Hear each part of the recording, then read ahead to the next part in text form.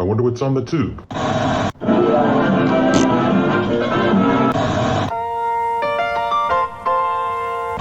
Welcome back. Thank you for being a friend. What you talking about, Willis? You are a meathead. No soup for you.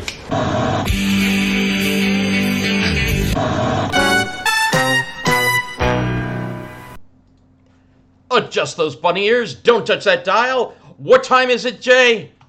It's time for Sitcom My Face. I'm Jay, that's Nick, and today we have a special season ender episode, my friend. What are we doing? Today, we're going to go through all the sitcoms we watched this first season and rank them in the order that we liked them. 20 episodes. We're going to go through, we're going to tell you from our personal opinion, not which ones we think are best, but from our personal opinion. We're going to go through those, and we're going to read your responses to that question. We asked a bunch of people their top 3 shows out of this list. The most common answer, why the fuck isn't this show on there? Why the fuck isn't this show? Of course. It's just we didn't get to it in season 1. That's all. Follow the damn rules. We'll get to them, okay? But first, I figure we should say goodbye to a few. Just a few goodbyes there. We've been away for what, 3 weeks, 4 weeks, something like that? 4 weeks, I believe. I moved, so you'll notice a new backdrop here. Yes, Jay's not in the dark. Yeah, it's weird living above ground. I'm a surface dweller again. Killian's up there hanging out. Woohoo! Say hi, Killian. He doesn't listen. All right, so Nichelle Nichols. Yes. Died. Of Star Sadly. Trek fame, of course. Star Trek fame, the first interracial TV kiss. Correct. We lost Tony Dow. Yes, Eddie Haskell. Yes, on the Beav. Leave it to Beaver. Leave It to Beaver, which we may cover soon. Yeah. We'll have to see if that's streaming anywhere. I haven't really seen it pop That up. I'm but I not assume sure. It's got to be. It's got to be somewhere, but the question is seems like where? one that would be out there. Yeah. The voice of Ursula from Little Mermaid, Pat Carroll, who is actually probably one of my favorite Disney villains. Oh, really? Yeah. What would your favorite Disney villain be? That's an interesting question because I always thought Ursula was great because she was clearly evil, but she was also so charismatic and cruel about it that it was like sadistically awesome. Yeah, there was no except like the conning of Ariel, but it's like other than that, there was no hiding what she was doing there. Yeah, I'm trying to think for Disney villains. Let's see, you got your classic ones. Scar. You got Scar. You got Gaston. You got The Horned Prince. Remember that one? Wait, which one? From Black Cauldron. Oh my God, the Black Cauldron. Wow, now that's a call. Wow, I have not watched that in years. Disney villain, I would say. Yeah, there's some pretty creepy animation in the Black Cauldron, like especially for Disney. Which one? The fat rat from Mouse Detective. Oh, Great Mouse Detective. What was his name? Oh, Ratigan, right? Yes, that's it. Ratigan. Yeah. He's actually I think a pretty nasty one. Let's see. Then you have like some of the older ones. Let's see. You have Monstro the Whale from Pinocchio. The evil queen. I mean, Snow can you White. count a whale as a villain? Come on, he's just a whale. He didn't know. Hey, he got nicknamed Monstro. There's got to be a good reason. I just figured that was like Polish for whale or something. I'd like some. Can I get a dozen pierogies and throw in a Monstro, please. What about the Sheriff of Nottingham, Robin? Sheriff of Nottingham and Prince John. You got a 2-for-1 yep. there. Oh, and he wasn't his. Yeah. Sir Hiss, if you want, also with Prince John there. Always sucking his damn thumb. I was gonna say, now thinking back to Scar, I don't know. It's like he had those hyenas like pretty much goose stepping. So I don't know. That's pretty bad too. Yeah, that was Be prepared. He took the fucking Boy Scout song and made it a fucking like ballad. Like, holy shit. Ursula was also kind of hot when she became human. True. True. You're like, oh, girl, how's it going? You're doing good. I don't know about those. Those might be some smelly ass tentacles, though, if you know what I mean. I mean, what? Whoops. Yeah. Last two. And anyone else we lose? Yeah, Roger Mosley of Magnum PI. Right. Yeah, that was within the last couple of days, in fact. And Paul Sorvino. Yes. Yeah. Again, we said it last time, and now it really is tough being a tough guy out there. Yeah. We lost Ray Liotta. We lost Paul Sorvino, and we lost what the hell from The Sopranos? Crud. I'm going blank. Yeah, we mentioned him last week. Yeah, on the last episode we mentioned him. But I never made it all the way through Sopranos. I'm that guy. Really? I watched the first.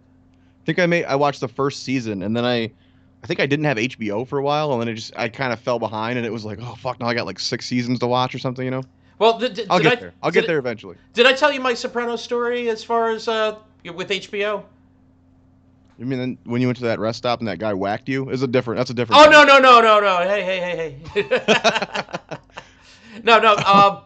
You got whacked, but no, that's a different type. No, doesn't mean it's Sopranos. Okay? But what is it?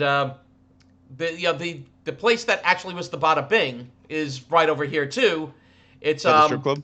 Yeah, the strip club. Well, actually, it's just a go-go club. It's Satin Dolls, and my friend and I, while the Sopranos was in its heyday, we were like, you know what? Let's actually go Sunday night over to Satin Dolls and watch the Sopranos from the Bada Bing. We went there, I had a couple of drinks, and we're waiting, and then I think it was 9 o'clock. HBO came around, and we're wondering why aren't the TVs changing? So we decided to ask. It's like, excuse me, aren't you going to put it on Sopranos? It's like, oh, we don't have HBO. Nice. They're featured on the show, but we don't actually have HBO. It's like I heard that there's the bar from the new Halloween Kills, or last year's Halloween Kills. Mm-hmm. I guess they do like regular screenings of it for people at the bar, which I was like, that's brilliant business. Oh, that's great. That's great. If any business you own that was used in a movie or something, definitely be doing something like that. That's just smart. That's just a good idea. But with there and then David Warner was our last one. Okay. Who I knew. Turtles one of my 2. favorite horror films of all time, The Omen. I think he's amazing in that, and he gets one of the best fucking one of the best kills in a fucking horror movie, in my opinion, ever. Mm-hmm. And of course, Teenage Mutant Ninja Turtles 2. He's the scientist that finds the ooze or whatever, and that was a movie I watched the shit out of. No. Yeah, that was a movie I watched the shit out of as a kid. So hey, go Turtles, go Turtles, go. That one story I read said he was also originally cast as Freddy Krueger before Robert Englund got the role. They did a makeup test. They had pictures of him in the makeup, like he did makeup tests and everything. So that would have been actually pretty interesting. I'd love to see actually one of the tests there, like just him being Freddy, because like Robert Englund like just really personified Freddy. He just he became the character. So you didn't like the 2010 one? Jackie Earle Haley, he should stay. Great actor, terrible movie. Yeah, I was gonna say, stick to being Kelly in the Bad News Bears there, Jackie, or what is it, Rorschach in Watchmen. The only other things I wanted to touch on real quick is I watched, which I think, did I share it on the Facebook page, the Bob Newhart special from it was the 19th anniversary special, TV special for the Bob Newhart show. And it was awesome. Because it was basically a clip show. I think it was about an hour, so it was 45 minutes or whatever with commercials back then. Mm-hmm. It's on YouTube. I'm pretty sure I shared it on our Facebook page. But it picks up not from the end of the Bob Newhart show, but from the dream when he wakes up. In Newhart. Okay. And it's a whole episode. It's a whole episode of the Bob Newhart show where he's so confused by this dream, and he thinks that he's questioning his life and his reality now. But they use this as a clip show format to show best of, and there's so many great moments in it. And what's the friend of his that's the pilot? forget his fucking name right now. Yeah. But he comes in and he's telling him about this I had this dream, and I was working at this inn and all this crap. And he goes, "You think that's crazy? I dreamt for 5 seasons I was an astronaut." He's talking about I Dream of Jeannie. Oh, it's so good. But then, that's awesome. the whole episode is them like reassuring him, "No, you're helping people. You're a doctor, and don't think about it." She's like, "You're not questioning our marriage and all this shit, Finally, they talk him into it. It's just a dream, Bob. Get over it. And he's leaving the office, and the elevator opens, and it's the mechanic brothers from Newhart. Oh my God. And he goes, "Hey, this is my brother Daryl and my other brother Daryl," and he just like freaks out, and it's the end of the. Oh, so funny. Oh, I got to check that out. Such a good special, and I guess was it CBS that was on? I think. Yes. I guess they wanted to. Hold on a second. Newhart, I think, was NBC. CBS was the Bob Newhart show. Okay, so they wanted a 20th anniversary special, but it was like 19 years, and they were like, "Let's just fucking do it." Yeah. So the whole joke of the episode is everyone keeps going like, "Happy 20th," as a doctor, a psychiatrist, or whatever. And he's like, "It's actually 19." When they keep making that joke, it's really funny. So if you're interested in that, check out our Facebook page, facebook.com/sitcommyface. I'm pretty sure I shared it there. So good, especially if you know the history of like the ending of Newhart and all that. Yeah, it's still considered one of the greatest TV finales. Yeah, particularly sitcom, but just any show finale. And this special literally picks up there, at that that when they're is in bed. Awesome. That's brilliant. I was like, this is brilliant. And then the I Dream of Jeannie joke just killed me anyway. I dreamt I was an astronaut for 5 seasons. Oh my God. But also I watched the Norm special finally. So sweet. Such a good. I still have to get I still haven't gotten around to watching that one. It's so weird. Jeez. He's sitting there just like this with a webcam on him, and you can hear doors closing in the background. Like, I don't know, was he married? I don't know if he was married. Maybe his wife's in the other room. Yeah, I think so. You hear dogs barking, and he stops, and he's just waiting for the dog to stop. It's so candid. It's so interesting. But there was a great Norm joke in there that I wish I'd got to see him do in front of an audience. A real quick one where he's talking about roulette. And he's talking about his gambling addiction. And he's like, "Man, I had all this money, and I put it down." He's like, "I put black, red, black, red, black. Fuck it, put it on black." Comes out red. He goes, "Damn it, I was just about to pick that." Like the whole point of fucking roulette. Oh, I fucking love it. You can just see him. I was just about to pick that. So brilliant. The Norm special on there. Such a loss with Norm, with Gilbert, Saget. We lost a good many in this first season, unfortunately. In addition to whom we just all the ones that we had just mentioned. So of course no one's gonna die in season 2. We'll be fine. Yeah, we're nobody. Okay. You hear me, motherfuckers? Nobody will die. We're okay. We're all okay. How are you? Unless you're a white supremacist or a Nazi or something like that, then you can die. We don't care. Yeah. Or you hurt dogs, then you could die. Yeah. Other than that, nobody fucking dies. Anyway, so how do we want to go through our list here? We're going to start at 20. Correct. We've covered 20 shows. Why don't you give them a quick rundown of the shows, not in order. Don't give anything away. No. Like we'll go through. We got shows such as Modern Family, Friends, Living Single, The Odd Couple, The Honeymooners, Dharma and Greg, Full House, Andy Griffith, Kids in the Hall, Death Comes to Town. I don't think I said Raising Hope, right? Nope. I don't think so. Mary Tyler Moore Show.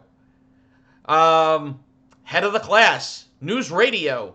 My Wife and Kids. Amos and Andy. Full House.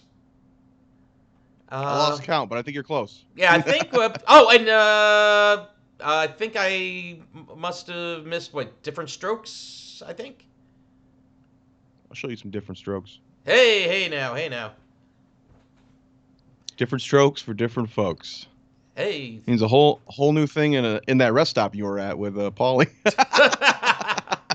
Oh, by the way, Paulie Walnuts was played by Tony Cicero. That was the guy that passed.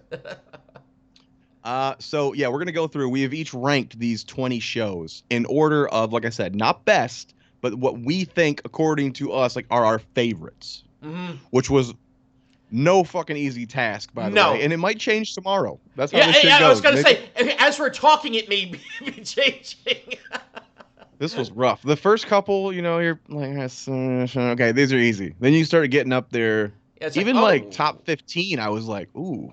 Yeah. We did some pretty good shows this you named in those some very good shows. Yeah, and some of the ones that I thought it's like, oh yeah, this will be higher, and it's like, shit, you're putting it up against all these other ones.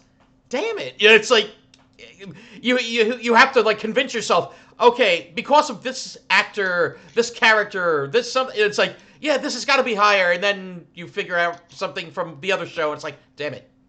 What you figure out too is how much nostalgia plays into things that you consider your favorite. Correct. Because some of these shows, in rewatching them, they didn't hold up as well to me, but I have such nostalgia and like fondness for my memories with them. And I that know it's really what one of them I'll be able to point out, right away because we talked about it on the episode. right.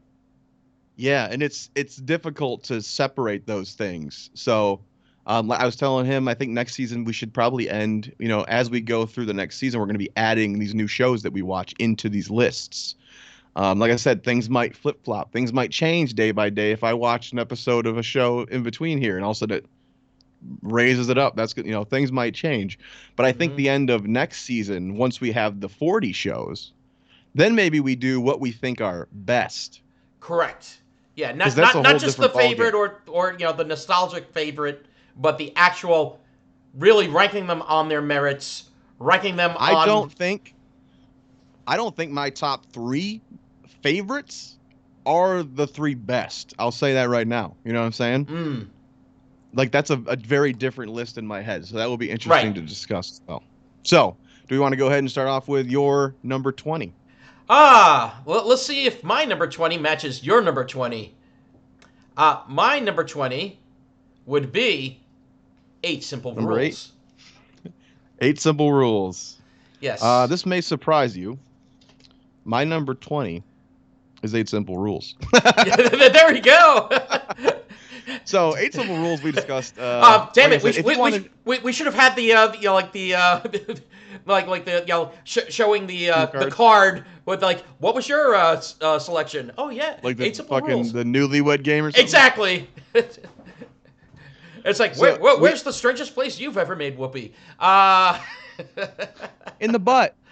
That was the greatest answer. The greatest answer that show ever had. Didn't the husband say like the foot of the bed or something? Something like that, which was He goes, he says, interesting. "Oh, the foot of the bed." She comes out. What's the most interesting place you've ever had whoopee? And she goes, "In the butt." Oh, the best. Anyway, so we're not going to go super in depth into these shows as we go through. Once we both have touched on a show, that's when we'll kind of comment on it. But if you do want to know more, there are all 20 of these shows have entire episodes dedicated to them. True. Check out our podcast feed or our YouTube, any of that stuff. They're on Facebook. They're on Internet Archive. They're everywhere. You can find them. But just short thoughts on 8 Simple Rules and why it's not the best show on this list. Well, what one of it to me is also it's the wasted potential. That's one of the things. John Ritter, Katie Seagal, fucking Kaylee Cuoco, David Spade, James Garner, Suzanne Plachette. You're talking some great actors and actresses here, and oh my God, they did not know what they wanted to do with that show. The characters were not very well fleshed out. It's kind of got a raunchy edge, but it's aimed at children, which gives it a weird vibe that doesn't feel good. Yeah, and like they try to make sex jokes. Mm-hmm.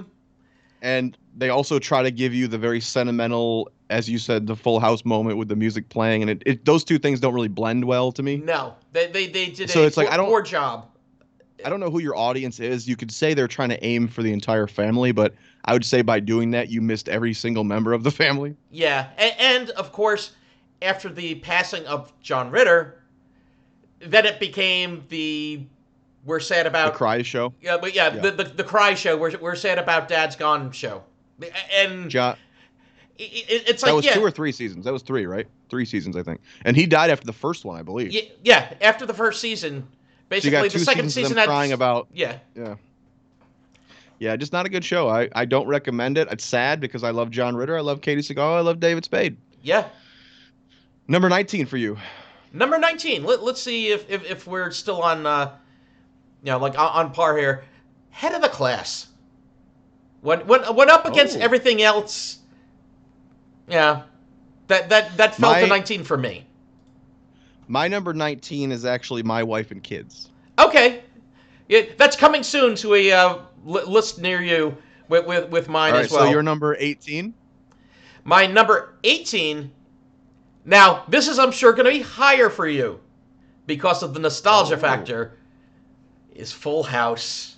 I really, like, it was such a formulaic show, like, it drove me insane. What is your number 18? My number 18, we can talk about it now, I guess, is Head of the Class. There we go. Head of the Class. Why does it fall so low on your list? It's well, for one, I don't really have the nostalgia for it. Mm-hmm. I don't think it's a terrible show. I just don't think there's anything outstanding about it. Yeah. Especially compared to some of these others. A lot of it is very forgettable. Even looking back, we didn't watch it that long ago. A lot of these we watched fairly recently, and it's like I don't remember a lot. I can't really pick a character that is better than any other character on these other shows. No, and the nerd Armand, is that his name? Like, I liked him, but he's not like amazingly entertaining or anything. He's probably the best part of the show, I would say. Right. But he doesn't hold up against some of these others to me. And like you said, the forgettability of it, the fact of I hardly remember any of like the theme song sucked. Yeah, theme song sucked. Yeah, that's one thing we went over on the episode. But just the fact of the episodes themselves, I'm trying to remember, like, what some of the premises were of those episodes that we watched. And I think the best one I watched, which speaks to probably the quality, was the episode where they just reenact Little Shop of Horrors, which doesn't make Head of the Class good. It makes Little Shop of Horrors good. Yeah. And the only one I could remember also was when they did the time capsule and made a music video. Because I was listening to music today, and Timbuk 3, The Future So Bright, I Gotta Wear Shades came on. So I'm like, oh yeah, that was on Head of the Class. That episode. Got it. Couldn't tell you anything else about it. Except that 8 Simple Rules and Head of the Class are out. What is your 17, right? You're at 17? Yeah, my 17. Oh, but also for, what was I going to say with Head of the Class? And also, it didn't get any better when Howard Hessman left and Billy Connolly took over. So that was another. It's like you would hope you would maybe get a little better, but no. I don't know that it got any worse though either. I didn't mind him. It was just there. It was just literally. It was really weird the way it happened though. But after I told you kind of about the behind the scenes and how he wanted to leave anyway, I was like, he didn't like the show at all. He wasn't happy with the show, Howard Hessman. Oh, and also you saw that guy in the news, the guy from Nickelodeon. So. Yeah, Dan Schneider, I think his name. Yes. So. Yeah. Or Scheider, one of the two. Schneider, Scheider. All right, number 17 for you. 17 was, for me, My Wife and Kids. Okay, so My Wife and Kids. A perfectly bland family comedy that doesn't really take any risk. And again, almost the same for me, which is why it was right there neck and neck with 8 Simple Rules. Doesn't really know its audience, I don't think. Doesn't know its audience and doesn't realize the potential of its cast. And this one got, what, 5 seasons, was it, or 4 or 5? I think it was 5. I think it was 5, yeah. It was too many. It was yeah. But again, I love Damon Wayans. I love Tisha Campbell. I thought the kids were fine. It's so forgettable. It always, like you said, it was trying to push that heart for a while. That really ruined it for me. Mm-hmm. But I did watch that road trip one. There's a road trip episode. I forget which season it was. I watched. Yeah, I gotta watch that one. And I laughed the entire episode. And I was like, damn, if the whole show was this, and you know what is the good sign of a great cast is it's just the 5 of them in a car. And they're playing really well together. That's a great cast who can just sit in a room. Mm-hmm. That's why I think some of the best Friends episodes are just the 6 of them in a room. Yeah, like you said, the bottle episodes. Yeah, and it's like if the whole show had done more of this, it would have been really good, and it makes me kind of sad. But I didn't watch that before we reviewed it, but I did tell you about it. Mm-hmm.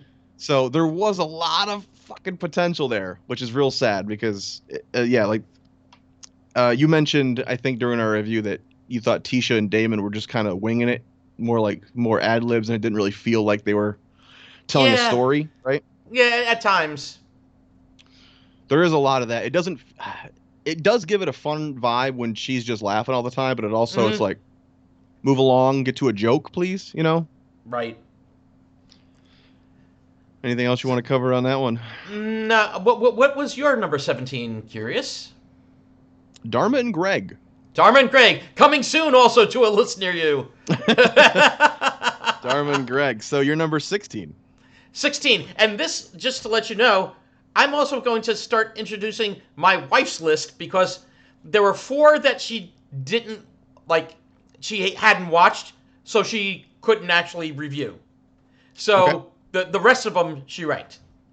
Okay, so she had a top 16 list. Yes. Cool. For me, and your jaw may drop on this one. I was surprised, but the Norm Show. I love Norm. I get it. But in comparison to the rest of what we watched, that was what drove me nuts. I'm like, no, I have to rank it higher. I can't put it ahead of this, though. And this is the problem when you do a list like this. I absolutely agree with you. I get it.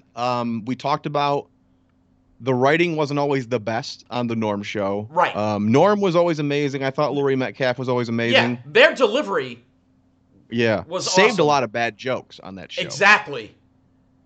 Which is weird because it was created by the co-creator of the Drew Carey Show, and I remember that show feeling a little better written. But maybe that's that could be the cast. Drew Carey, I loved that show. I'd love for it to be streaming somewhere too. But let's see if that comes around at some point.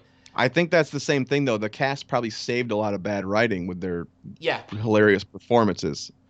Very offbeat cast over on Drew Carey's show. Very strange characters over on the Norm Show. Yep. But I absolutely, I can't even be mad. I get it. And I did have that same struggle in ranking it. I fell victim to throwing it a little higher just because I love Norm so much. Yes. And I among these, I do rewatch it a lot more than most of these. Okay. I have the DVD set that you don't want to pay $300 for or whatever it was. It's stupid expensive. Yeah. The golden DVD set of the Norm Show. So one of those things that does come in my listing might be a little different than yours is I revisit shows a lot. Like anytime like I said before, I'm cleaning the house, I'll throw a DVD in and I'll watch half a season or whatever of something, and I'll sometimes end up watching an entire series again of something. Right. So yeah, that one did fall a little higher for me, but I get it. So what was 16 for you? 16 for me was actually Amos and Andy. Not because I think it's a terrible show. No. I just think I don't have any nostalgia for it. And again, it's got a lot of competition. Perfectly said, because with the quality of the shows that are now going to be above these, you'll see. My wife's 16, being that she didn't have 4 of the shows she couldn't rank. 16 for her was Head of the Class. Okay. Get it. All right, 15. 15 for me was Dharma and Greg.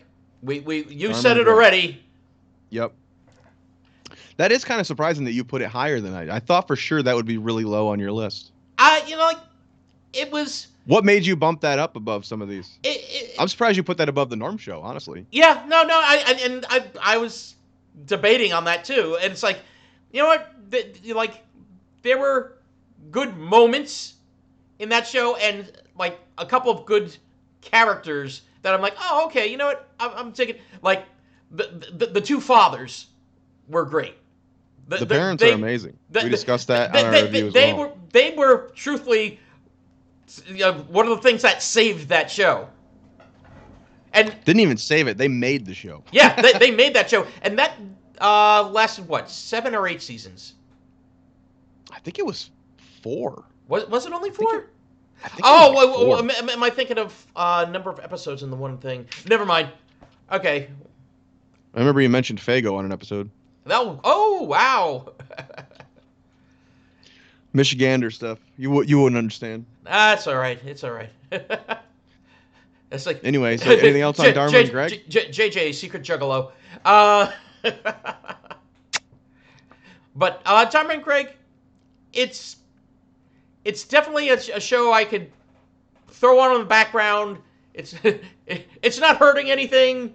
I'll look over, chuckle a little bit, and then look away. It's not something that will keep my attention, but for the times that basically the two dads are on, that will actually, Hysterical. It's like, yeah, exactly.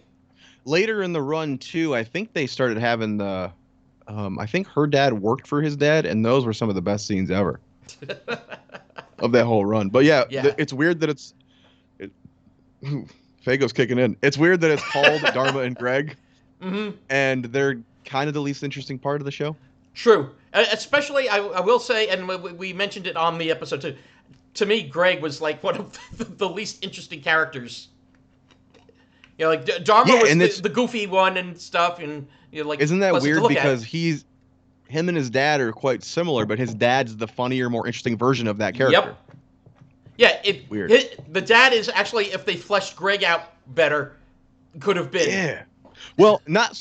I wouldn't say it's flushed out, but definitely he's more in the stereotypical vein of that. But that's the funny part of that character. Mm-hmm. So that was your 15, right? What was your wife's? My wife, her 15 was actually the Andy Griffith Show. Just wow. Okay. It just wasn't her, her thing. Like it's weird. Like she and I talked about this because I think just from the area we're from and that Northeast suburbia, New York City. Well, yeah, it like that down home Southern charm sometimes. It's funny, but for her, it just wasn't funny enough. Okay. Yeah, I was surprised. I feel like that's a show that nostalgia would play a big part in as well. Yes. Actually, a few people who mentioned it in the other things we'll get to, their big caveat was only the black and white episodes, which interested me. Yes, I saw that, yeah. So, I think maybe it does lose a little bit of a charm when you switch over to color, and I think a few characters had left at that point. Yes. So. Yeah, you had lost Gomer, you had lost, let's see. Shit, you almost lost fucking Andy. He was barely in it by the end. Yeah. Oh, actually, no, wait, when did Barney leave? I'm trying to remember. It was like season 6 or something out of 9 or something? Yeah, it was early. So it was earlier. Wow.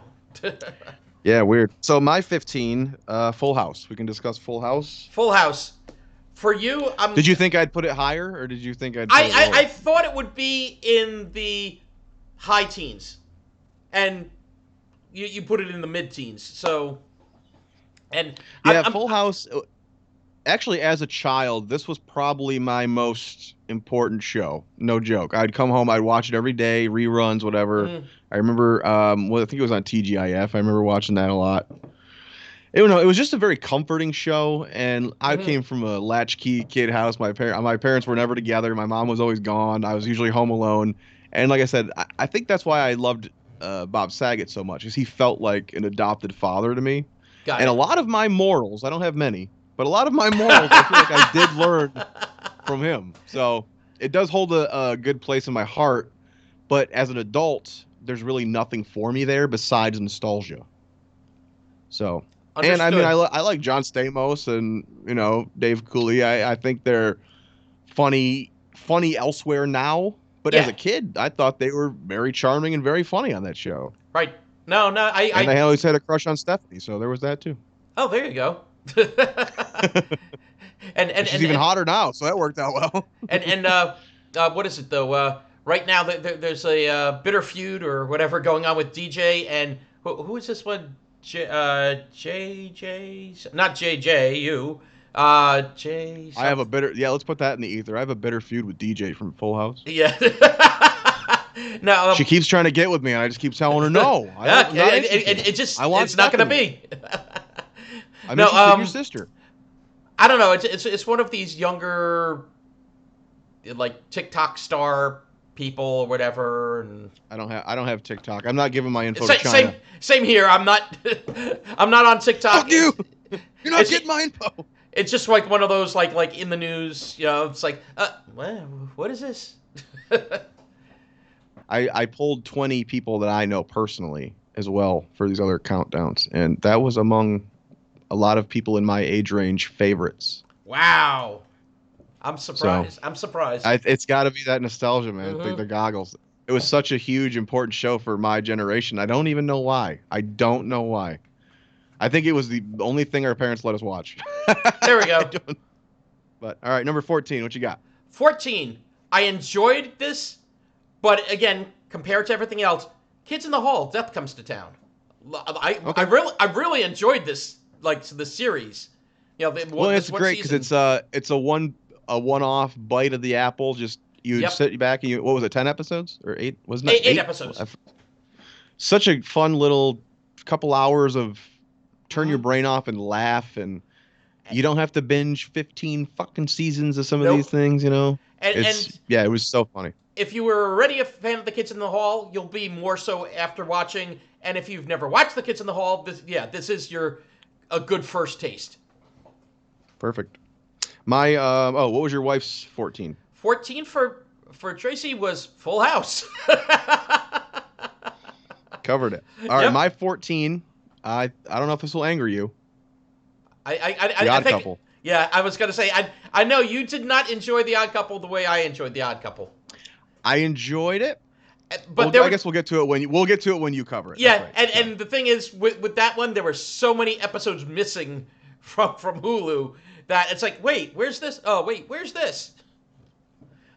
Are we at 13? Yeah, 13. Yeah, we are at 13. What you got? 13? I'm sure some of these are going to start getting crossed off for both of us here pretty soon. Okay, now, Amos and Andy.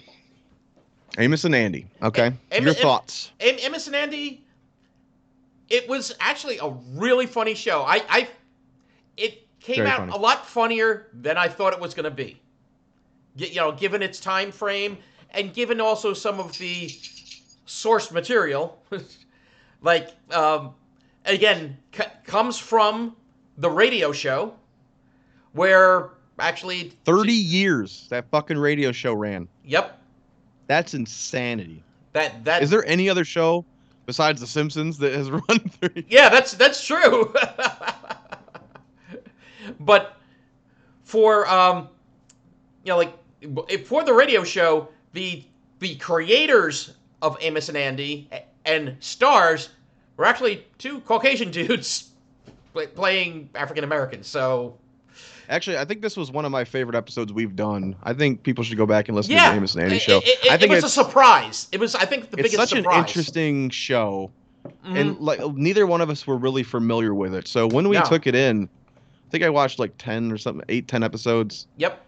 It was shocking how funny it was. The jokes, I would say, hold up. The stereotypes do not. That's the best way to frame this. It's so reminiscent, though, of things like I Love Lucy or The Honeymooners. Yep. In the writing, in the joke style, in the mixture of semi-cerebral jokes. It's more slapsticky, I would say, but some of those jokes are really quippy and really good. Yes. So it's a shame that this show has not been seen since on TV, at least since the 60s. Yeah. And again, you gave me watch it on YouTube though, kids. Yeah, that documentary about Amos and Andy, where both Red Fox from Sanford and Son, Marla Gibbs from the Jeffersons, they're talking about the importance of that show and saying that without Amos and Andy, their shows would not have been at the time frame that we got them, or may not have. I would like to see an updated doc to see what people think now. Yeah, because that doc was from the 80s. It was like 86. It was like the 20 years since it had been taken off the air. Well, Red Fox was still alive, so yeah.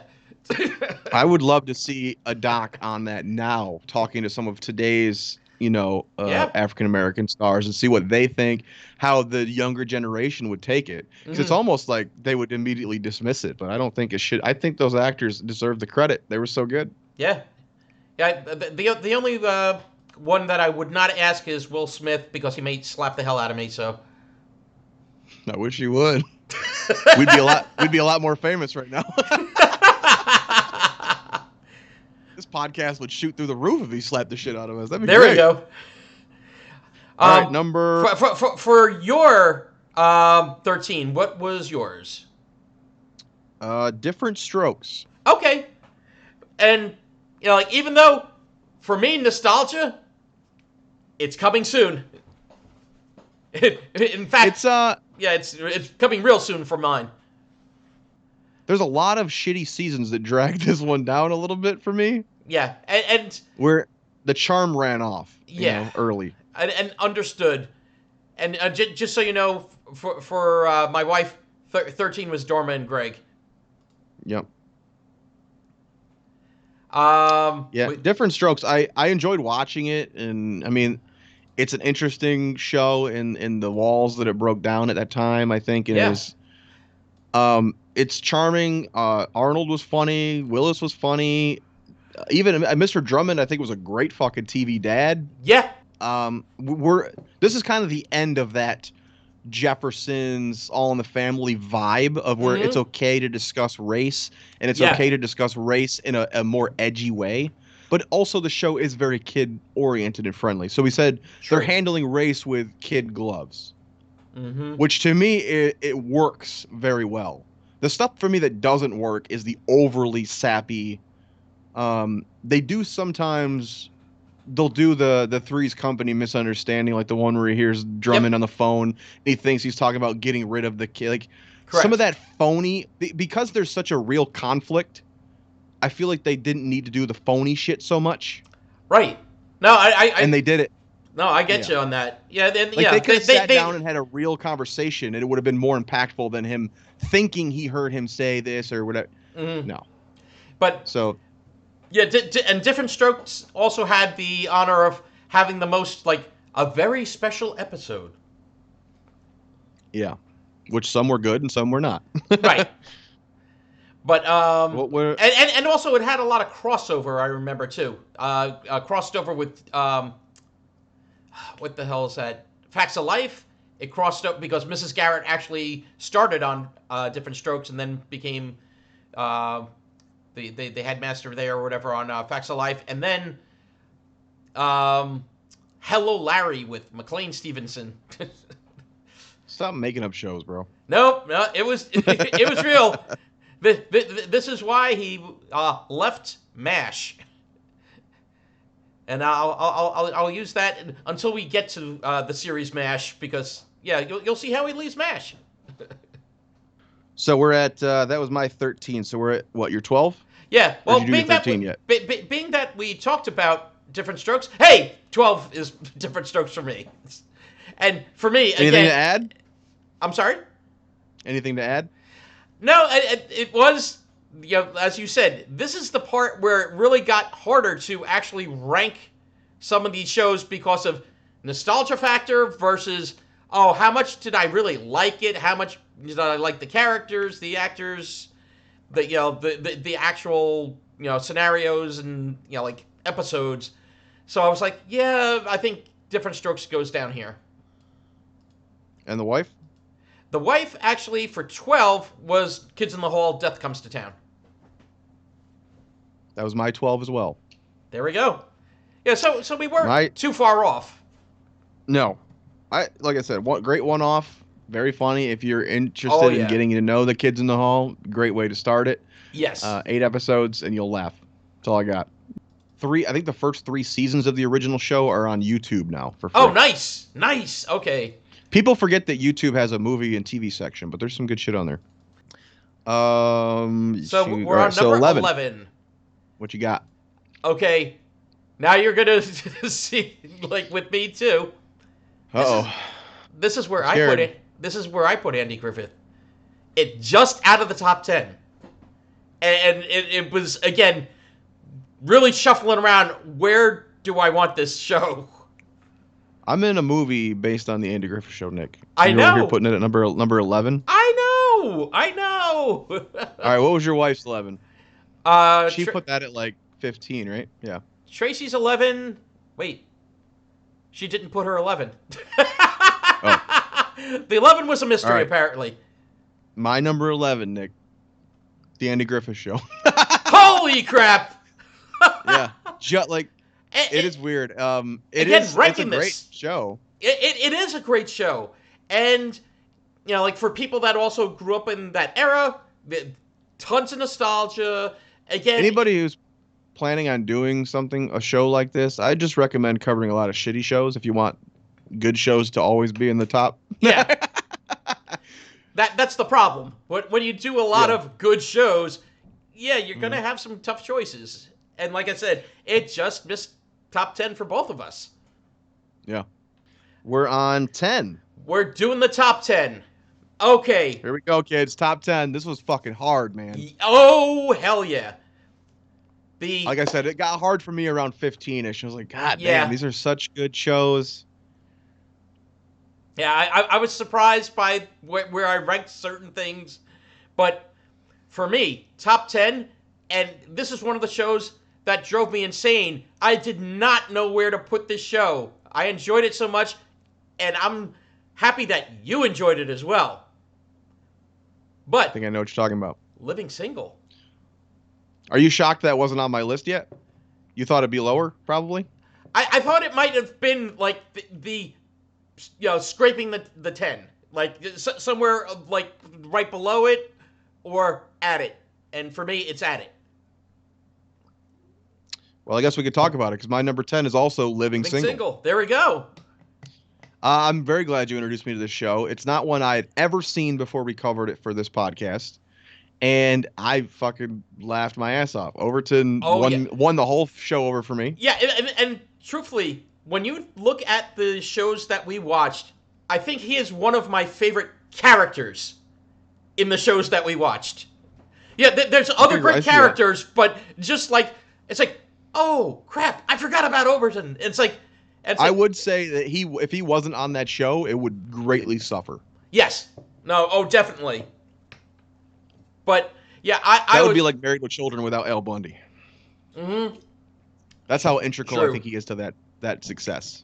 No, I agree. Like, and I love also him, that one that you brought out to me, like, the callback to another sitcom, Overton watching The Honeymooners and watching Ralph Norton. On our episode, we talked about how similar he was to Norton, Ed Norton on Honeymooners. And then, the next episode, I think I watched like the next day, he's literally imitating him. I was like, you son of a bitch. He goes, that's my boy. I was like, wow. So good.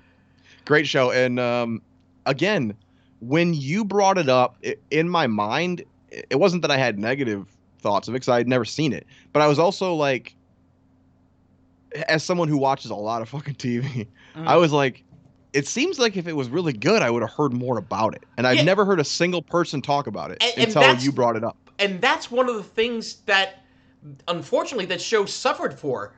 It's weird because there are big names on it. I think Queen Latifah at the time was probably a big enough name to get a draw. Oh, yeah. Kim Fields had TV success.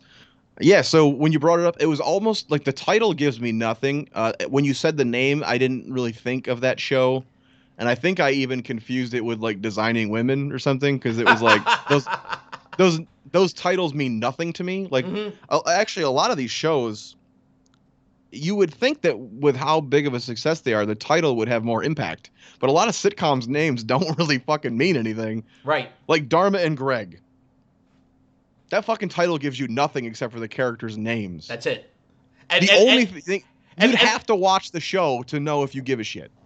Right. And just like you said, also, it gives you the characters' names, but there were characters that stood out higher than the two characters in the title. So even when you say something like Living Single, that doesn't paint a picture for me. I don't know what that fucking means. Different Strokes even. I don't know what the fuck that means. What the fuck does that even have to do with the name of the show itself? I don't know. It's just some Muhammad Ali quote that we learned. Yeah, Muhammad Ali quote, and that episode with Muhammad Ali is a great episode of Different Strokes that you must watch if you have not watched before. And also it's a line in a great Sly and the Family song, Stone song.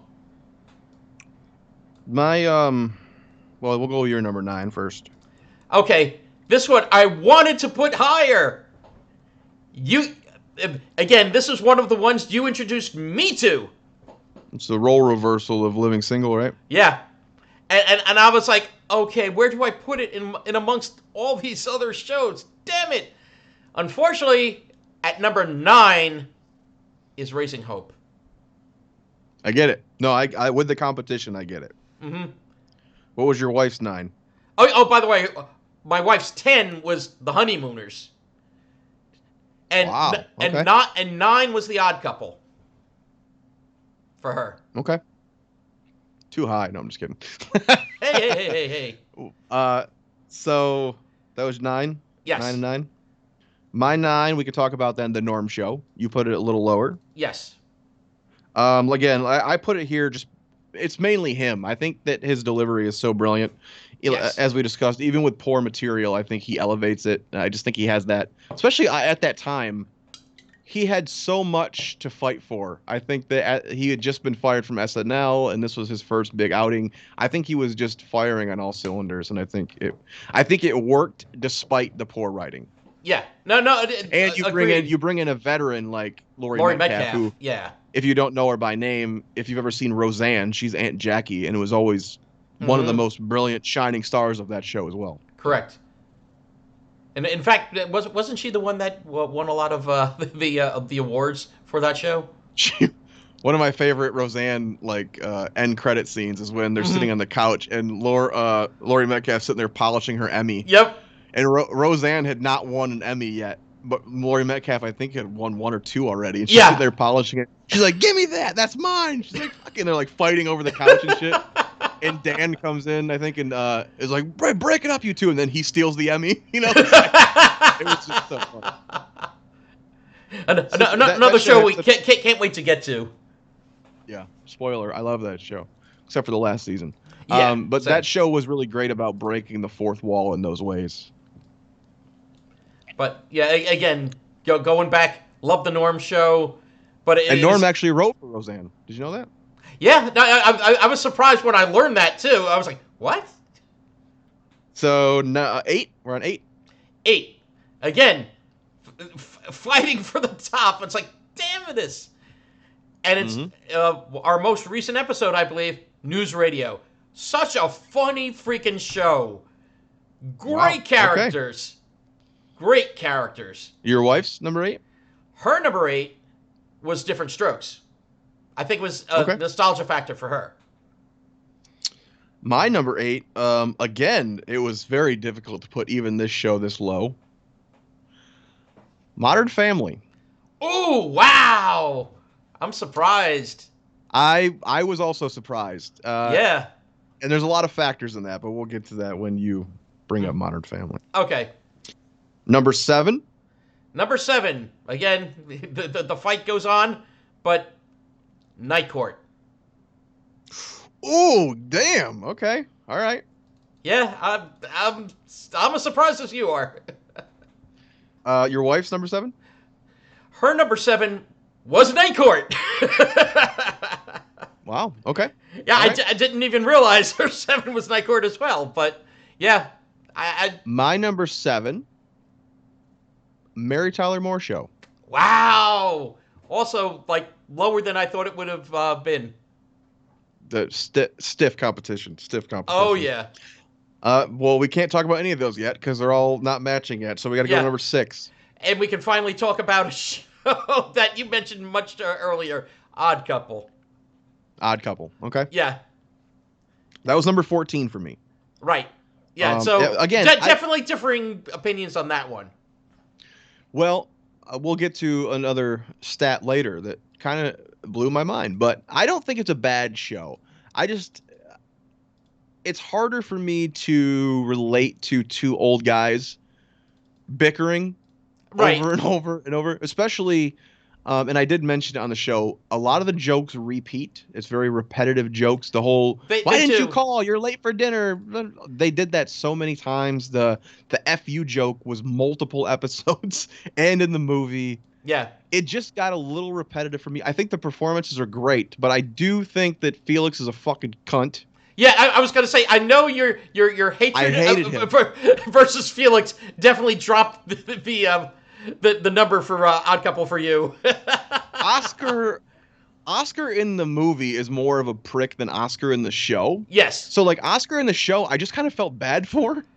Yeah. Because Same Felix here. is such an asshole. It's such a fucking like uptight, fucking wound up piece of shit who's so entitled that everything has to go his way that you just feel bad for Oscar. Yeah. And it got more annoying for me than entertaining. Yeah, and it just seemed like every episode, Felix is ruining something for Oscar. That basically was kind of like a lot of the episodes. I think that if you had Jack Lemmon with Klugman, I would have really loved that. I think Lemmon was a more casual version of what Tony Randall did. Yeah. Not that I don't think Tony Randall was bad. I think he did understand the assignment. I think he's a great actor, and I think he was good in the role. He just was so fucking annoying. Yeah, he pushed the role, which for some people laughed at it, and for some people hated it. So actually, I was in Walmart yesterday doing some grocery shopping, and I saw they have a NECA figure of the Brain Gremlin from Gremlins 2 that I told you Tony Randall's the voice of. Yeah. I was like, oh, shit. I was so close to fucking buying it. It was like $32.99. Oh, that's great. Like, oh my God. I actually, over my bed in the move, I didn't take a lot of my decor with me, but I brought my Gremlins 2 poster, and it now hangs over my bed. So Sweet. Tony Randall watches me sleep in a way. He's got my Gremlins. That's kind of creepy, but okay. Well, I think. Have you seen the Gremlins 2 poster? Well, if it's you're talking about the standard movie poster, the theatrical. Yeah, the theatrical release poster. You see the office, and you see the skyline of New York, and there's a desk chair. It's a really fancy leather desk chair, and there's a gremlin hand holding a cigar. The only gremlin that could be is him in that chair, right? Brain Gremlin. So I'm pretty sure that's his fucking character on the poster. You don't see his face or anything. Yeah, I didn't even think about that. But thinking about it, it's got to be that gremlin. It's got to be. What other gremlin would be sitting there smoking a fucking cigar, right? And just enjoying the night sky. I don't know, but nice. If you look real close, which I didn't notice till I had the giant poster, on the cigar on the Gremlins 2, it has the band. Cigars have the little band on them. The logo on the cigar is the Amblin logo, so it's E.T. Oh, wow. Oh, that's cool. The bike flying over the moon logo, yeah. Oh, that's cool. Now, anyway, what did you put for your number 6? Number 6. Hard one. I love it. But the Bob Newhart Show.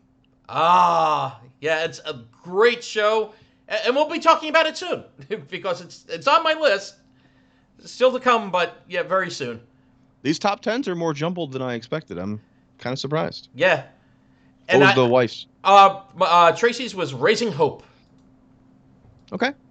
So I respect it. No, and here's the crazy part. She had such a, I told you originally, she made just a top 6.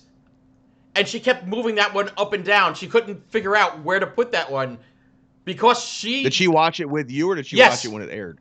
No, she watched it with me as well. Nice. So it was, first watch for both of us, and we both enjoyed it. Over, which is good. Yeah, good. Yeah. What's being that you just had it, let's talk about Bob Newhart, because that's my number 5. Bob Newhart, literally one of the most comforting shows I feel like I could ever watch in my life. Agreed. I don't know what it is about him, about his style of comedy. It's so not aggressive that there's something so charming and comforting about it. If you have a bad day and you pop on the Bob Newhart Show, you're gonna smile. You might not laugh out loud every episode. It's so subtle, his humor. Yeah, and that's what I love also about Bob Newhart. The subtlety of the humor, not only in his show, just in Bob Newhart in general. Yeah. And like I said, that special I just watched, I shared on our. Go watch that shit. That's so funny. I gotta check it out. And the thing I think also that defines, of course, Bob Newhart no matter what show, like also with his stand-up and that, is Bob's delivery. Bob's delivery is part of that comfort with that sort of stammer that he has when confronting someone. There was a clip on there on that special. Like I said, it was more of a clip show, really. But they were going through his patients, and he was talking to a guy that never spoke. He's like, he's real calm. He's always got that demeanor, and he's like, "So this is your 10th visit. You haven't said a word." The guy's like, and he's like, just staring him down. He's like, "Are you aware that you've never said a word?" Yeah, you're like leaning in that he might acknowledge it. And the guy's like, and he goes, "I mean, how you come back next week. What do I do? I only have one question for you." He goes, "What the hell do you want?" And he breaks that character for that one moment. Oh, the only wow. time I've ever seen him speak. What the hell do you want? Yeah, because again, he's so non-confrontational. Even though he is a doctor, like a psychiatrist, and he always comes off as very But for him to like lose it, and then he just goes right back to his, like real calm again, and it was so funny because I didn't remember watching that episode, but that moment I was like, that's so not him that it's almost funnier than. Oh, but Bob Newhart, great show, great actor, great comedian. Number and let's say, that was my number 5. What's your number 5? The Honeymooners. The Honeymooners. Wow. Okay. Again, top 5 place now for you. So. Yeah, top 5. Yeah, and I know there were some that actually ranked it way up there too. Yep. So you haven't done that one yet, right? Nope, I haven't done that one yet. All right, so number 4. And for my wife, number 5 was Mary Tyler Moore Show. Okay. 4 is probably going to flatten many people for me. Uh-oh. Friends. I did not put it as number 1. Again, among my generation of the people I pulled, very high up there. Yes. Yep. Yeah, many people I know. It's like, oh yeah, that's one of, like when you talk about all-time shows, because also it's everywhere in syndication, like Seinfeld, like some of these other shows around the same time period. But yeah, I always enjoyed Friends, but at the same point, I just ranked a couple of them higher. That was your 4, right? That was my number 4. Okay, and did you say your wife's 4 already? My wife's 4? Living Single. Nice. Yeah, she loved that show even more than I did. Did she watch it originally or with you? Yes. Yeah, she also was one that watched it in its original run, not just like the syndication or watching it for. All right, we finally have another one we can discuss. My number 4 is Raising Hope. Oh, okay. Cool. Cloris Leachman. Fantastic. Always a fan of her. I was a huge fan of My Name is Earl, same creator. We talked about that a lot. I think this show is really smart. One of the hardest things I think to write, from what I've seen, is stupid people written smartly. Yes, and this is what this show does best. I think Kelly Bundy on Married with Children is another great example of that. Mm-hmm. She was a complete moron, right? But they still managed to make the jokes that point that out smart. Correct. Raising Hope is an entire family of Kelly Bundys. Would you not agree? They're all that's a good way to put it. Yeah. Something that not many people talk about. It's one of those I bring up. I go, "Have you seen Raising Hope?" They go, "What the fuck is that?" And again, the name. Think of the name. It's not an interesting name. You go, "Who the fuck is Hope?" No. It sounds like a. Someone said it sounded like a medical drama or something like. Yeah, it does. Like a Chicago Hope or one of those. Right. Yeah, it's like, oh, okay, yeah, it's got to be something. Or it's like a Touched by an Angel, Raising Hope. Yeah, it sounds like a drama, but it is far from a drama. Yeah. Even the side characters are pretty brilliant on this show to me. So. Oh my God. Yeah, that's my number 4. And then talking about like some of the characters. Also, Cloris Leachman also playing her own mother. Her mother. She's already like 90 and she's playing her mother as well. Such a great show, and like you said, very underrated, and more people should know about this show. Just Living like Single Living Single in this. Yeah, Living Single was the 90s version. Raising Hope is the 2000s version. I would throw News Radio in there too. News Radio, Yeah. Raising Hope, Living Single. 3 brilliant shows that most people I talk to have never even heard of, which is a real shame. I think News Radio more people have heard of because of one Phil Not Hartman. in my generation, they have not. But maybe a little bit older crowd had a little more experience with it when it was actually on, perhaps. Yeah. But between Phil Hartman, from Kids in the Hall, Dave Foley, and also Joe Rogan was on there. So, Got my guard dog over here. All right, number 3. Well, what was your? Wait, your Raising Hope was my number 4. That's right. Raising Hope was your 4, and number 3 for me was The Honeymooners. Okay. Honeymooners. Yeah, Honeymooners. It's okay. No, it's great. It's a classic. It's great. And it influenced a lot of TV to follow. Correct. Yeah, and that's one of the things for such a short run show, 37 episodes of the original 30, maybe 39, somewhere in there. Yeah. Something like for something that's actually shown more still in in reruns, those old Honeymooner shows, than some of the other ones that we're talking about. Like, oh, okay, where's Raising Hope? Where's Living Single? Where's like News Radio? But you can still catch the Honeymooners, and it deservedly so. It's. I would say enough people don't, though. Again, the younger generation, people my age and younger, don't pay attention to that shit. No. They don't know what the Honeymooners is. They don't understand. They don't understand that the Flintstones is the fucking Honeymooners. Yes, the Flintstones and the Honeymooners. They probably know the Flintstones better than the Honeymooners, to be honest. And the fact of that, Jackie Gleason, he was advised not to sue Flintstones. Don't be the guy that sued Fred I don't want to be Flintstone. the guy who takes Fred Flintstone off TV or something, whatever he said. Yeah. So he said sort of the no-win scenario. But yeah, the Honeymooners was copied so many times. Also, like we said, the Flintstones, but even in other cartoons, like some of the old Warner Brother cartoons, with the mice, they had the Honey Mousers.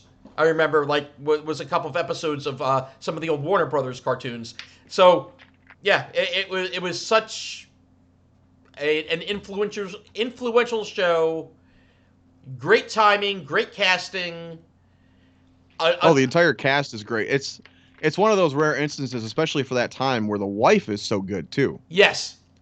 Like a lot of times, you get the housewife who's just kind of bland and there for the jokes, to be made the butt of the joke, or to take care of the kids. Yeah, she's passive and just or whatever. His wife was great. Oh, she had it right back. Is that Audrey? At Ralph. Audrey Meadows. Audrey Meadows, yes. Yeah. And Joyce Randolph was Trixie. Trixie, I would say, was the most underutilized, but I think she was also great for when she was there. I don't feel when she was there. A lot of the ones I watched, she wasn't there much, but. And one of the great things also about the Honeymooners that you spoke about earlier too, it really was kind of like, if you want to say, a bottle sitcom. Most of the action took place in the Cramden's kitchen area. Dining kitchen area. That was really the show. Most of the show there. Bang zoom. Yeah, it was such that he was ripped off so much because he was such a successful caricature. Yes. and became for a while, I think, what everyone on TV was like. We gotta do that. That's the key to success, right there. Such a big personality. True. Number 3. That was your 3. That was my 3. What was your wife's 3? Bob Newhart Show. Okay, good. My 3, we can discuss Friends. Friends. Okay, so mine was 4. Yours reached 3. Yep. And honestly, this is one of the shows that I probably rewatched the most. Oh yeah, it's always on in rerun. Always. This is an interesting show in that it was not only a huge hit when it was on TV. I think it took a season or 2, and then it was like fucking massive. Yeah, the must-see TV type of. And then it took over for the rest of its run. It was huge on TV. I didn't really watch it. I started watching around, I think, season 7, somewhere in there is where I fell into it. Mm-hmm. And then the DVDs came out, and that was right around when I was huge, getting into DVD collecting, movie collecting.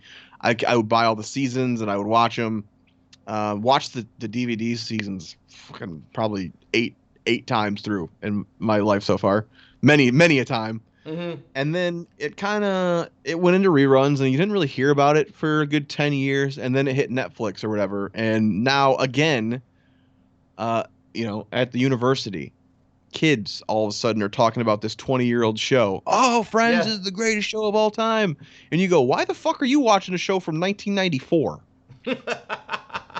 These 18, 19-year-old kids are obsessed with a show from 94. How often does that happen? No, not very often. Is this one of the few shows that is like breaking generational walls? Like, it's so weird. Yeah, and I would say it is a multi-generational, like you said also, part of it was the Netflix bump there. Maybe like parents introducing their kids to it. Like, I guess those kids would be my generation's kids, maybe. Mm-hmm. And they're like, oh, this show I loved as a kid too. But kids aren't going back and watching, as I said, Honeymooners or Bob Newhart Show or They're not watching that shit. No, unfortunately that's crazy not. that they're. But I guess there's something timeless about Friends that it's old, but it doesn't. The way it's shot, it doesn't feel as old, I guess, because it's more. It's such a bizarre phenomenon, this show. Now, for me, when I first started watching it, I was more of a casual watcher. It wasn't like the must-see, what was it, Thursday, I think? Friends, you had Seinfeld, you had Friends. But I think so. It wasn't as must-see as Seinfeld to me. Mm-hmm. But, it's one of the ones, I'll keep watching, I'll watch that. And, but it was just, the reruns. I don't know how many times I've seen some of those episodes. I don't have the DVDs, and I've watched them so many times. Well, and it's a show I feel like that was always geared at adults, too. So it's like, as you get older, maybe you relate more to the scenarios. There's not a bunch of kids running around to fucking worry about having to relate to. It was a strange version of New York, I'll say. It's not the New York that I've gone to a lot. Hey, there was 2 black people in that show. Yeah, Aisha Tyler. No, was there maybe one homeless person in the entire series? Oh well, yeah, that was the one. Remember with the soda can with Phoebe. I've been to New York for a total of in my life. I've been there twice for a total of 8 to 10 hours between the 2 trips. Mm-hmm. I watched a homeless man whip his dick out. Never saw that once in Friends. Nope. Homeless man playing with his dick right on the street while people walked by and did not give a shit. Yes, that's New York, where something like that can happen, and you just really, it's like, all right, New York. I was walking with Joe, and this guy whips his dick out, and it's not hard. He's not jerking off. It's soft. He's just fiddling with it like it's a fucking worm on a hook. And people were just walking by, and I'm like, we're halfway across the crosswalk, and I'm like, our boat's right there. We're taking the ferry back to Jersey, like a block away. And I was like, I feel like we should call the cops or something, but we're gonna miss our boat. No one else seems to care. Do we call the cops or something? He's like, I guess not. No. If we were here and we saw that, we'd be like, fucking cops, come get these motherfuckers. God. Out there, there's there was kids walking down the fucking street. And parents didn't even shit. No, but it reminds me of an old I think it was a David Brenner joke, where it's like in New York, you'll have a guy come up to a lady with like a kid in a stroller, and he goes goo goo goo goo goo, and then all of a sudden the lady leaves with the kid, and the guy just goes along goo goo goo goo goo, That's just what he does. and no one pays any attention to it. It's like, no, this is normal. When you say it's a strange version of New York, I go, I was there twice, and I saw that. You're telling me in 10 years, nothing like that happened to them? Fuck you. But still, that was excellent characters. there. Yeah, good, like memorable characters, and memorable episodes. That is the thing. It's like the characters are so strong that, again, I think they overcome even the worst writing because the performers are so good. And there are so many fucking memorable moments to Friends. It's so and more than most shows I've ever seen. And again, I've seen it a lot, so maybe that's why. But even if you talk to, like I said, these 18-year-old kids, all I gotta say to an 18-year-old at school and go pivot, and they know exactly what I'm talking about. It's like not a lot of shows. It's like, or if they're moving furniture, they'll say it. It's like, if you say we were on a break, they know exactly what you're talking about. There's so many interesting, and they're not necessarily jokes, but they're performed so well and so funny that it works. And it's one of the very few shows I've ever seen translate from generation to generation like that. And like I said, there was 10 years there where I would talk to kids and go, we'd talk about Friends or whatever, and they didn't know what the hell Friends was. But then as soon as it hits Netflix, it was all of a sudden on the radar again. Yeah. Well, that's the thing with HBO Max now. With streaming, I think that's one of the keys. The fact of before it was just cable. Oh, okay, if cable's repeating it, yeah, you're gonna see it. But then, like, all of a sudden, this generation now, everything's streaming. So. All right, we are on top 2 now. Top 2. Oh, and I'm trying to think of what you have left. Let's see. I said Tracy's was Bob Newhart show, and let's see. You had Friends. So top 2. I'll give you a hint. Both of my top 2 start with M. And for my number 2, Tyler Moore and Modern Family. Well, number 2 has 2 M's. Well, actually, they both have 2 M's. Never mind. But anyway, two capital M's. Mary Tyler Moore Show. The Mary Tyler Moore Show. Yes. That was my number 7, so I have covered that. We can discuss that. Yes. Again, this is a very character-driven show. Great characters. A great setting. The news station is a brilliant setting for this. Yes. And you also get a lot of the home balance. Oh, okay. Here's Cloris Leachman, downstairs. Okay, and Phyllis and Rhoda, the neighbors, all great. The workplace stuff is so good. That cast at the station is so strong. Yeah, Ed Asner, as you brought up before.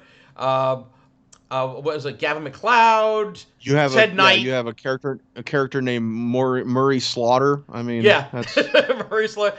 One of the greatest character names in TV history. And then, of course, Betty White. So she was willing to be the butt of the joke. She was willing to let everyone else be funnier than her in certain scenes because she knew she was the anchor of the show. Which is that a little news humor there? Or? Yeah, she wasn't the anchor though. She wasn't the anchor, but she was. She was like a writer, producer, or something. Mm-hmm. Yeah, Ted Baxter was the anchor of the show. Oh God, yeah, and talk about characters. Ted Knight, one of the greatest TV performances. Yes. If you've never seen Caddyshack, do yourself a favor. He's one of the shining stars. I mean, there's many shining stars in Caddyshack, but he's one of them. Oh, definitely. And also, going on to other sitcoms, Too Close for Comfort. Yeah, I don't really remember that show well, so we'll have to get to that. Yeah, Ted Knight really shined in that one as well. Mary ran for 7 seasons? It was a long run too, I think. And got multiple spinoffs, Phyllis and Rhoda and Lou Grant. Which was not a comedy. Yeah, that was an odd thing I remember some of the 70s shows sometimes actually spun off like from sitcoms into non-sitcoms. It was like, what? This was James L. Brooks, right? Yes. Of Taxi and Simpsons, and I mean some of the greatest shows of all time. Right. So yeah. So You need to watch the Mary Tyler Moore Show. Just do it. yeah, and if you want an episode, watch the one about Chuckles the Clown. It's a good one. A lot of great ones.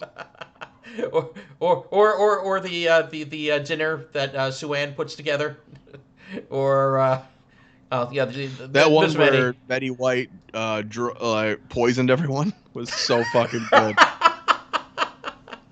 They were training a replacement for her cooking show on the network, and she basically sabotaged this girl. So she left. I think it was dairy. She left some dairy product out on the counter. Yes, like a creamer or something. Everyone, so they all were fucking sick. Mm-hmm. Just so she would sabotage this girl to get her job. Oh, so good. Oh, and another great episode though was where Mary, she wins the award for producer or whatever. Like she's at an award show. Everything that could go wrong. Yeah, she's sick. Her hair is a mess. The dress that she had, was messed up by the dry cleaner. Like everything that could be wrong, and then she's got to go up there and accept an award. Great show. That was your number 2. What was your wife's number 2? Was Modern Family. Oh, okay. Quiet mutt. I got News Radio at number 2. News Radio. Great show that we just covered. High? What's that? Dude, does it shock you that it's that high? No.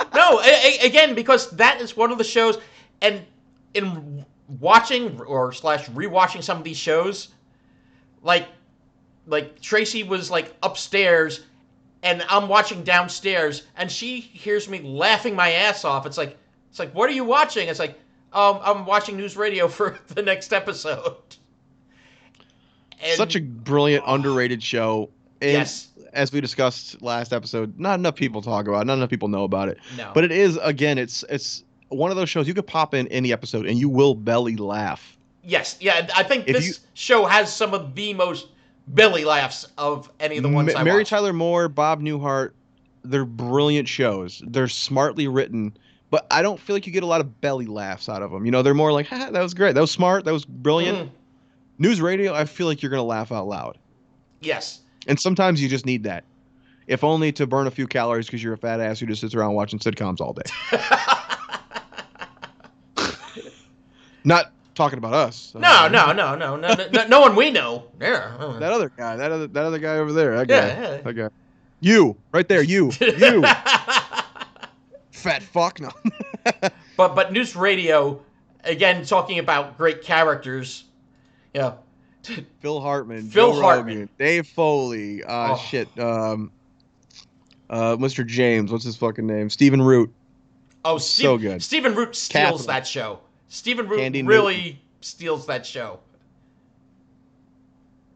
I love the episode with the where even Andy Dick is funny on this show. Yeah, that's how good this show that's is. how exactly we said it in the episode, but yeah, this show made Andy Dick look good, and was funny. Andy Cock. But all right, we did okay. We're on number 1. Are we on number 1 already? Yep, we're at number 1. It's time for number 1. This is it. So here we go. Number one is Modern Family. Your number 1 has to be Modern Family. That's crazy. Yeah, and it is crazy because if you had told me before we started doing this show that was a show you discovered on this show, right? Yeah, it was a show that was sort of background to me before. It's like, every once in a while it's like, it's on repeat on channel on Fox or whatever. Okay, I'll watch a little bit, but I wasn't paying attention, and that was my problem. Modern Family, if you start paying attention, I think has one of the best first episodes of a sitcom. That first episode, I was like, oh my God, this was so well written. And like the characters. Okay, I know the characters now. This is great. This would have gone a lot higher for me. Where did I put this at? Number 8. I put it at number 8. I love this show. I think it's a great show. The only reason it fell to 8 for me is every time I watch it, I laugh, and I love the characters. There's not as many memorable moments for me. Okay. There's 11 seasons to sit through. Yeah, That's a lot. I was gonna say there's a lot of content. They did a little too much of the relying on, and I said I forgive it because it's a family show. Too many babies, too many weddings, too many. They did a lot of fucking the repeat episodes, and they always made it 2-parters. Oh, 2-part wedding, 2-part baby, 2-part fucking. Yeah, 2-part baby. You have how God. many? You have any? To me, that's a better baby. You can throw half in each dumpster. Flush is easier. Sorry. There's just a little too much of the repeat stuff, but again, you have what, 8 couples on this fucking show? I feel like, yeah, you know, which is insane. It's just insane the amount of characters, and I think that was the thing that when I was background watching, my problem was because I wasn't paying attention. I couldn't. I was like, okay, which character? Okay, who's this one? Whatever. I like all the couples. It's just I get a little sick of those family repeat things. Okay. I will say this show probably one of the best gay couples on any show, in my Oh opinion. yes, Eric Stone Street I think, and what's his name? Yeah, Cam and Mitchell, I think, are not only brilliantly funny, but also they seem very loving, and you can say as a straight man, they don't shove it down your fucking throat. You know what I mean? No, it's true. It's like they can be themselves, their characters, without it's like they're not shoving an agenda. They're not bashing you over the head with it's like, oh, okay, pay attention to this. It's like no, this is the couple being themselves. I'm all for gay rights and this and that, but sometimes some of these shows get a little preachy. And if your main focus shifts from being funny to being preachy, right? To me, that's like the one of the main things that can ruin a show. Yeah, kiss of death. But this show balances it so well. These characters, yes, they are a little flamboyant, and I know Eric Stone Street is not really gay, and he's playing a little more flamboyant. And he's fantastic. Mitch, I just think it's funny that you forgive any bit of that. You know what I mean? So I wonder how it. I mean, it lasted 11 seasons. They must not got a lot of flack. But I wonder how homosexuals do view that couple. Do they think it's too much, or do they accept it? That's a good question. I will ask them. Okay. Yeah. I mean, I'm very curious because I'm curious, especially when one of them is not actually gay in real life. Yeah. And he's playing the more flamboyant, I would say, of the two. Oh no, definitely of the two. So I wonder if that is offensive, or if it's just they think it's maybe because it's so funny, it's forgiven, as we've said many a times, because I think humor overcomes a lot of offensive shit. Yeah, and we need if more you make of an that offensive, nowadays anyway. If you think something's offensive but it makes you laugh, I think you're more willing to forgive it. Mm-hmm. So yeah, I think Modern Family is a brilliant show, and like I said, it would have ranked higher had it just not have been a little repetitive and been every episode I watch, I love it, but I don't remember them typically. Got it. Got it. There's not a pivot moment for me in Modern Family. Can you think of one that really that you'll remember forever, or you have to rewatch it to get it again? You know what? Thinking about that, there's moments, but not like the big standouts. Like like what you're saying. It's like like a lot of the Fizbo stuff was really funny. I love what's his name? The dad. What's his fucking name? Yeah, he's so funny. The I say the dad. There's like 5 dads on here. Yeah. The Claire's husband, Phil. Phil, thank you. Yeah, his character is so freaking funny. If you took characters from a lot of these shows and were like, which one's the funniest? I think Phil would be up there. Yeah. Oh yeah. No. Definitely one of. And I think that's also one thing that also like bent me towards this a little bit. Again, the great writing, great characers. I thought the thing that bent you was that your night with oh hey now. With Paulie at the rest stop bent you, right? It's my new. But hey, remember if if it ain't fixed, don't broke it. But yeah, I think Phil is one of the funniest characters. And here we are, Ed O'Neill, Al Bundy himself, funny as hell. Oh yeah. So and a very different character than Al Bundy on the show. Yes. Yeah, he's not playing the same type as, people, he's definitely not stereotyped. Another one of those actors who started out as a serious actor. So when he became Al Bundy, I think that was a real eye-opener. We talk about Carol O'Connor on All in the Family, Yep. how these serious actors could become such brilliant, funny, comedic TV actors. Yeah. So I think that range, though, works so that when he was able to go, we're putting you on the show Modern Family, for him to not just do Al Bundy again. Right, but still be funny. Is that he has that range, yeah, which is amazing. And again, the King of 11 every fucking time, 11 seasons. One for her was Friends. Okay. Night Court. There we go. Bing. Does that shock you? No. That's surprising. It doesn't shock me. I remember that was when we were first discussing doing this. That was one of the first sitcoms that you brought up. And we were talking about some of the great characters. That this definitely is a show of some great characters. Harry, Dan, Bull, Marky Post, Christine, Roz. It's like there's such great, and just the situations are so absurd, and a lot of the guest characters are so absurd. It's terrific. Not only does Night Court have some of the most nostalgia for me, which I mentioned is weird because I was watching it as a child, and why does this courtroom comedy full of adults appeal to me as a child? I don't get that, and I think that's very powerful. But I also think that the characters are all hysterical. Yes. The fact that the show went through so many cast changes, and was still good. Yeah. To me, Marky Post wasn't the original. No. Half of there's only 3 characters that were on every episode or every season at least. Dan, Bull, and Harry were the only 3 that were there the entire time. Right. The entire rest of the cast rotated. Yeah, rotated or died. Or died, or was replaced by different characters. To me, that speaks so much to the writing.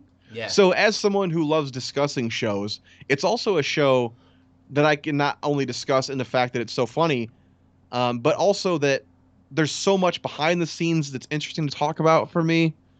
These, like you said, these different characters that come in, Selma and Flo, they come in, they die, and they disappear, and then they're there's all this, and the setting, the courtroom, not only is that a brilliant way to touch on all these hot topics this show talked about, but they were also willing to go super goofy with these fucking episodes. Exactly.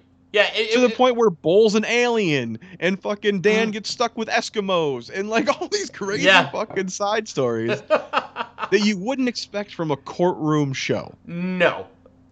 And I still love the one where they're trapped, they're snowed in in court, and and then finally Bull makes his way through the snow. It's just like a bull-shaped silhouette thing in the snow. Yeah, go ahead. Oh no, I was gonna say he comes back with food, and then you see the one guy, the one heavyset guy, is like, oh no, it's okay, I'm full. And you see there's one less person in the courtroom, the guy that he was sitting next to. It's like, wait a second. Did he eat him? Well, that's the insinuation. Yeah. And that's what I love about this show is it's so absurd. I can't sit here and tell you it's the best show on the list. Right. I will tell you pound for pound, episode for episode, it made me laugh the most, it made me feel the most, and it made me think the most.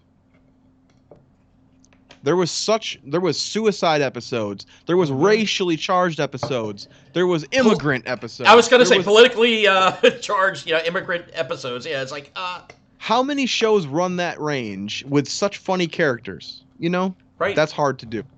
So for me, my nostalgia may make this show a little higher than it should be, but I think it's absolutely brilliant. No, I totally agree with you. And looking at our like top 10, there's so many that we could keep moving around because of certain episodes, certain characters, it just and the nostalgia factor itself.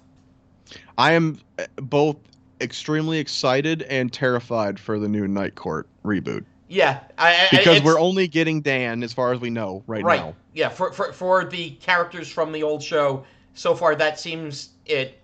We're getting Christine and Harry's daughter in that. Melissa Rauch. Or what, yeah. From what's she from? Big Bang. Big Bang. Mm-hmm. Which I haven't watched yet. We'll get to it eventually. Yep. Few people have told me we should cover that show. Yep. No, definitely. So, recent shows, yeah, that's definitely one we should hit. Meets our criteria because it's over. Night Court has had kind of a resurgence in fondness. I feel like there was a time when you like Night Court and they go, "What the fuck is that?" It must be somewhere, being rerun, or I guess maybe like you said, the streaming, because there seem to be new fans, and like the Facebook group is very active. So I'm glad that it's getting kind of a second run, and hopefully this reboot will also, right. bring a little life attention to the old episodes. 9 great seasons. There are some, I'll tell you, there's some fucking stupid episodes, but for the most part, I would say 90% of that show is pretty damn brilliant. You know what? Yeah, stupid episodes, but at the same point, still funny. You'll find yourself laughing your ass off at a lot of these stupid episodes. All right, so we did ask you guys, our viewers, what some of your favorite shows are. And what did some of the viewers actually tell us there? Well, first, I'm going to hit a list I found from Rolling Stone. I just wanted to ask you. Okay. There were 5 shows we've covered on Rolling Stone's top 100 TV shows. Okay. What do you think those were? Wait, how many? Just 5? There's only of the ones we've covered. There's only 5 shows on the list for top 100 shows. This is according to Rolling Stone. Okay. According to Rolling Stone, I'm going to say, let's see, 1. They fell at 67, 53, 46, 41, and 26. Okay. I'm going to say one of the ones is Friends. Friends is number 26, the highest of the 5. Yeah, given the source material there, Rolling Stone. I'm going to say next one that gets it. I'm going to say they'll do at least one old, so I'll say Honeymooners. Very good. That was the next highest, was 41, Honeymooners. Okay.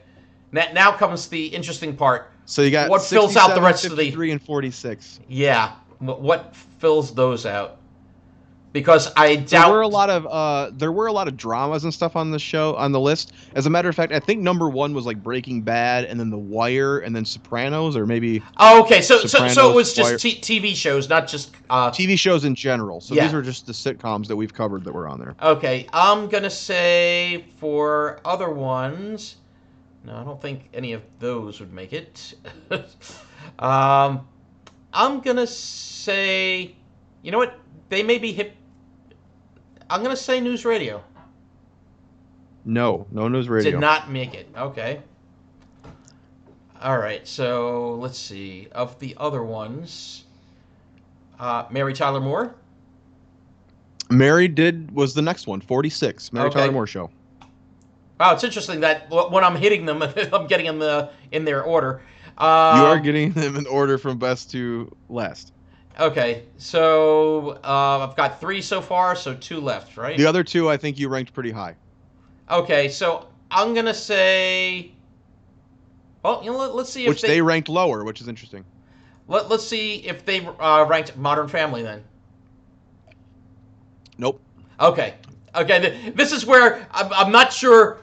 It's like the nostalgia factor, the cool factor, it's like they're not modern. Okay. So if they're not modern, I'm going to go with Bob.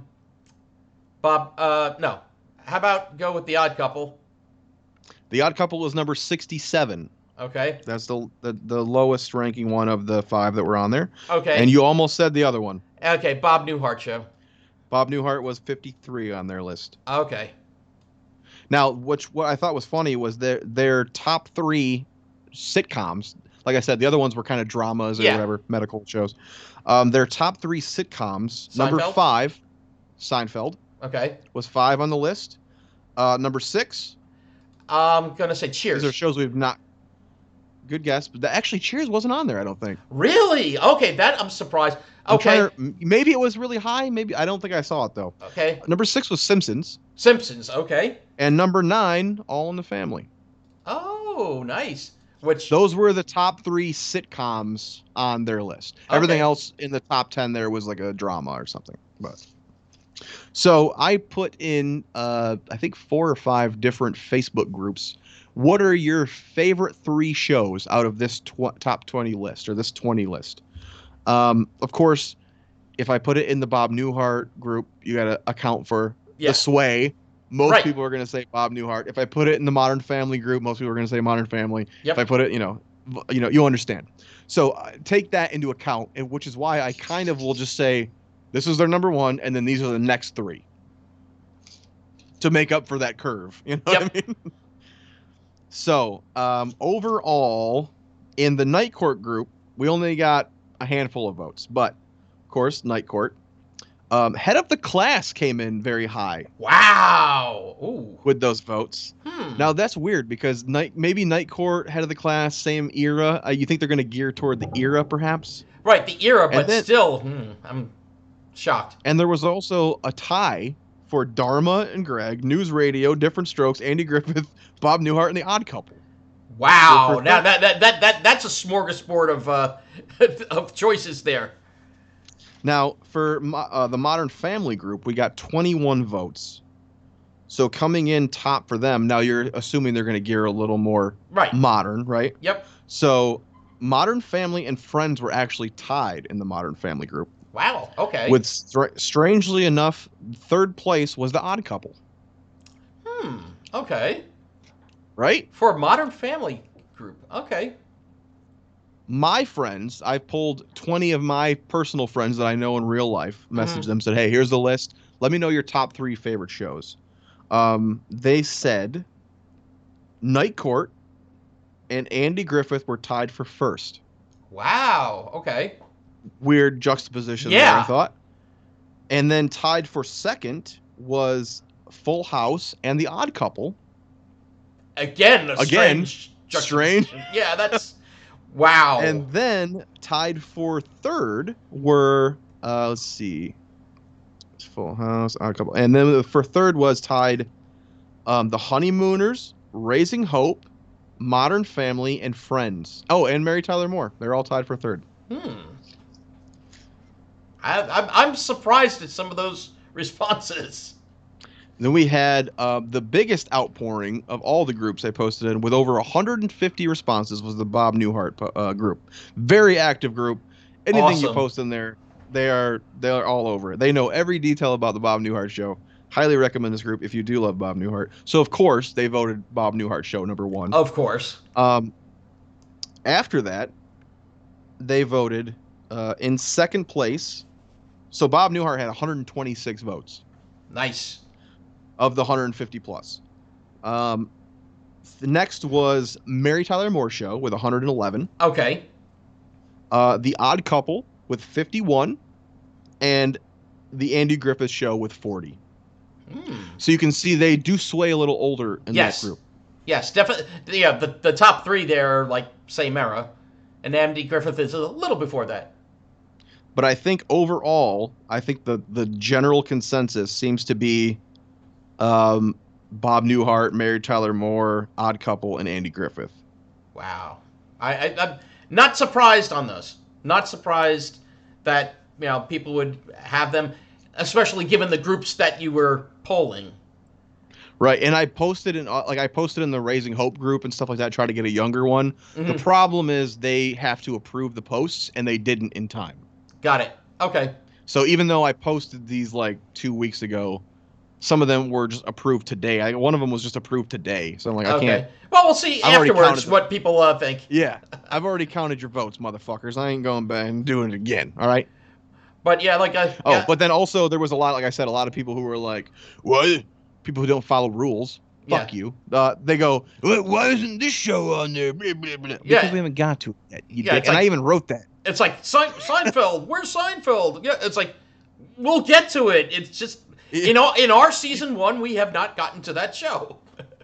People shouted out in particular things like Three's Company, Beverly Hillbillies, Hogan's Heroes. Golden Girls and Happy Days. Hogan's Heroes. Nothing says comedy like a show about a POW Nazi camp. Yeah. So, yeah, it was very interesting to see what other people thought, and we thank you for partaking in our little. Thank you, there. everyone. So yeah, I enjoyed this. It was very good to see Bob Newhart get so many hearts. So I love that. Yeah. Again, watching him throughout these years, I'm very happy he's getting the recognition. And the crazy thing is, he, being that you said Big Bang Theory, he was also on multiple episodes of that show. In fact, I believe he wound up getting an Emmy for his guest appearance on the show. Oh, wow. We have one more little surprise for you. What are we doing for the last episode of our season, my friend? Do you remember? It has to do with a certain gentleman that passed not long ago, right? No. No? Oh, that's right. Well, that's just another thing we were talking about. But anyway, we were talking about awards. Yes, I think we're going to do a little award show to wrap it all up. Yes. I think that'll be fun. I think the idea is we're both going to come up with, let's say, 8 awards. Mm-hmm. That'll give us 16 to talk about. You come up with 8, I come up with 8, like best dad or best whatever. Yep. Best supporting actor.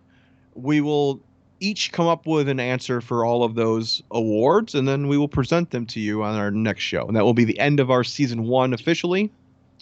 And then we will be back probably 2-3 weeks after that with our first episode of season 2, where we're going to do F Troop. Dun, dun, dun, dun, dun, dun, dun, dun, dun, dun, dun, dun, dun. I heard someone play it on guitar once, which was like really cool. Just like they were soloing and they ended it with the F Troop theme of like. I'm like, oh, thank you. Great underrated theme no one talks about. Oh, great theme! Like when going over theme songs. F Troop in general, no one talks about. I think. I watched that so much when I was a kid. And we might have a guest for that episode. We might have a friend of mine over for that episode, and that'd be fun. Awesome. I think that is something we will probably do a little more in season 2, is maybe have a guest here and there. But yeah, I really enjoyed this. This is a little bit a longer episode, but hey, we had 20 shows to discuss, and I think this is I think this is a fun way to begin the wrap up, and then we'll be back with the awards. So if you're interested in that. Actually, if you have any requests for awards, also send those our way. Requests for awards, and also, what do you want to see for season 2? You know, being that you shouted out at Jay and like some of those groups. Let's hear. What do you want to see for season 2? Yeah, you want to bitch about shows that weren't on the list? Let me know what you fucking want to see next season. And tell us how to watch it. Yeah, and then give a shit because we're white, fuckers. Can't believe you were born white, Nick, you piece of shit. Sorry. My bad. Yeah, you douche. Anyway, what would we like our listeners to do, my friend? Well, until next time, I hope the listeners will sitcom my face. Thank you, everyone. Bye-bye. Good night.